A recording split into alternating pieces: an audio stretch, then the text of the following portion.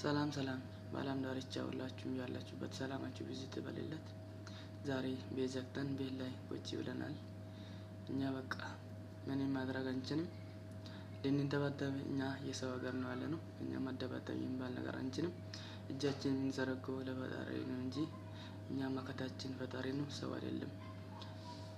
እኔ አንድ ነገር ለማውራት የፈለኩት አንድ ሰው 10 ዓመት የሰራውን በአንድ ሰዓት ሲያጣ እንዴት አይነት ስሜት ይሰማል? ሰው ሀገር ሆኖ 10 ዓመት እድሜውን ጨርሶ ብዙ ነገርን ራሱን ጎትቶ ሰርቶ ይለወጣለሁ ብሎ ቀን ሌሊት እየደከመ ሰርቶ በቃ አንድ ሰዓት ማጣት ማለት በአንድ ሰዓት ውስጥ ማጣት በጣም ከባድ ነው። ግን ምንም ማድረግ አይቻልም። ሰው ሀገር ነው፣ እንደ ፈጣሪ ነው እጃችንን የምንዘረጋው። እኛ አሁን ቤቶችን እየዘረፉ እየሰባበሩ አለን። ግን ስደት ደግሜም አይኑ ይጥፋ የሚለው ለዛ ነው።